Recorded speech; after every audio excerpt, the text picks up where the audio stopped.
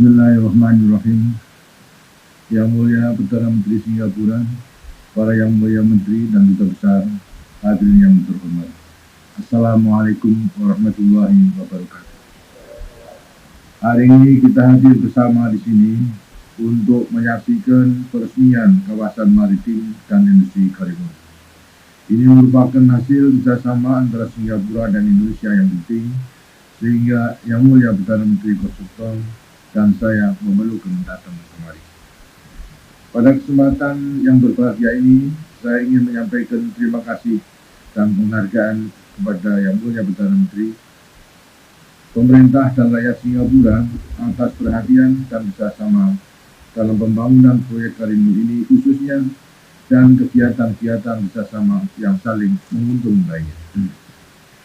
Kerjasama itu merupakan jawaban yang kita berikan terhadap tantangan dan peluang yang dibawa oleh perubahan-perubahan cepat yang berlangsung di dunia dewasa ini. Kita jawab segala tantangan yang kita hadapi dan kita manfaatkan setiap peluang dengan terus menyempurnakan kebijaksanaan dan pelaksanaan pembangunan nasional demi kemajuan dan kesejahteraan rakyat kita. Saudara-saudara sekalian, kita memang harus tanggap terhadap setiap perkembangan dalam lingkungan strategis. Dewasa ini kita sedang giat-giatnya melaksanakan repelitahan sebagai awal dari pembangunan jangka panjang kedua. Kita telah bertekad bahwa dalam era tinggal landas ini kita akan meningkatkan, memperluas, mempercepat, dan memperdalam pembangunan untuk membawa kita mencapai masyarakat yang adil dan makmur berdasarkan Pancasila seperti yang dicita-citakan oleh seluruh bangsa Indonesia. Kita yakin bahwa keberhasilan kita mencapai cita-cita itu sangat bergantung kepada keberhasilan kita dalam melaksanakan pembangunan selama era tinggal landas. Dalam repelita ekonomi ini, kita mengerahkan segala daya upaya untuk memerangi jumlah penduduk miskin, dan masalah ini mudah-mudahan dapat kita tuntaskan dalam repelita 7 yang akan datang. Demikian pula usaha kecil dan menengah kita dorong pertumbuhannya agar mampu menjadi kekuatan besar bagi perekonomian nasional kita.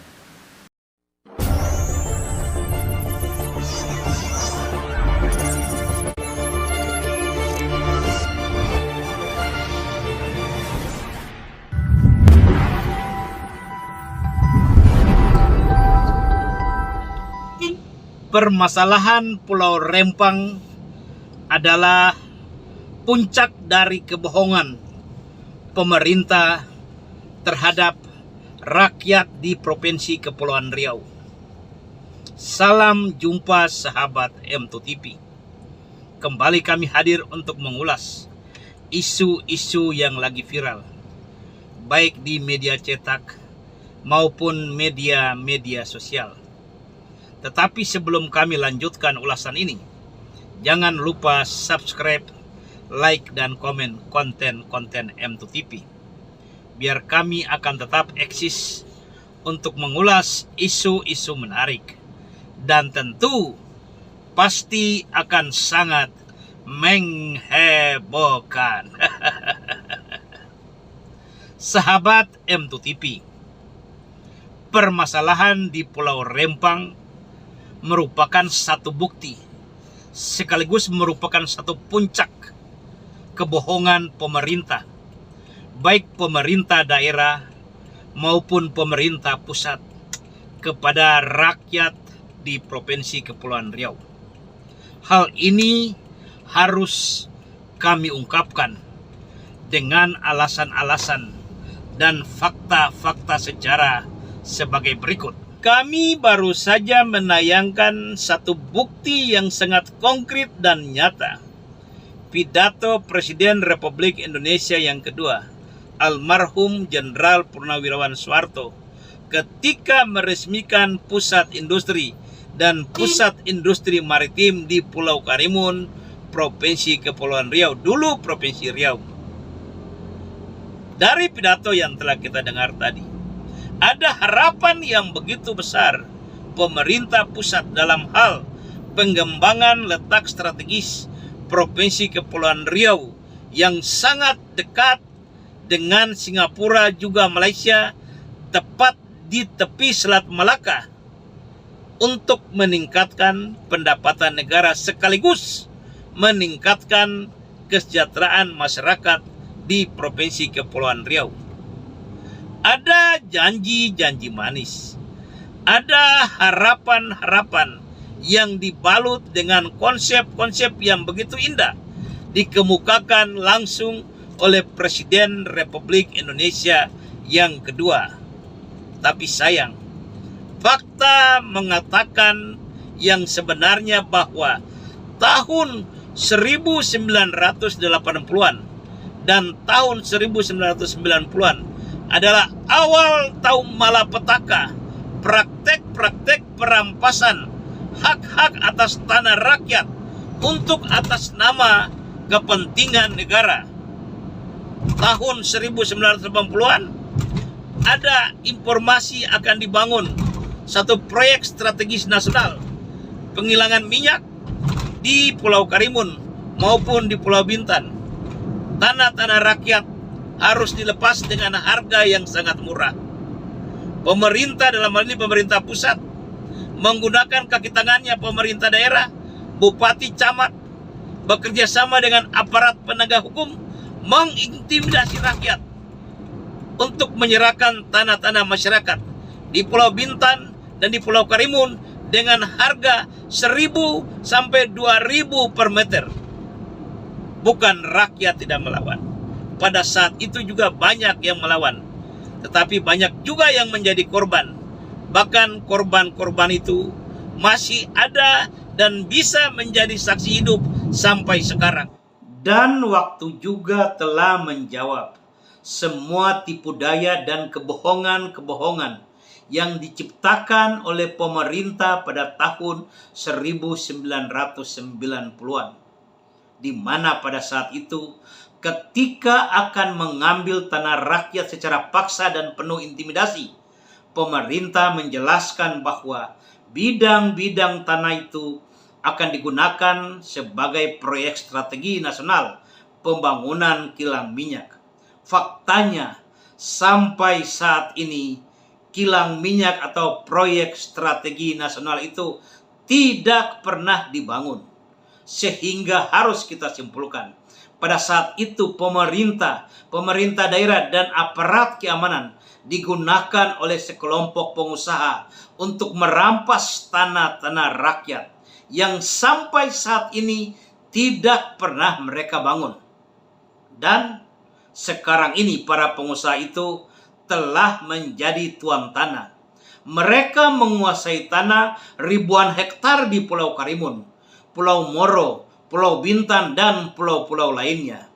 Dan ketika para pengusaha investor akan datang untuk berinvestasi di Karimun atau di Pulau Bintan, investor itu harus melepaskan hak atas tanah atau harus membeli tanah dari pengusaha-pengusaha yang telah menguasai tanah ribuan hektar.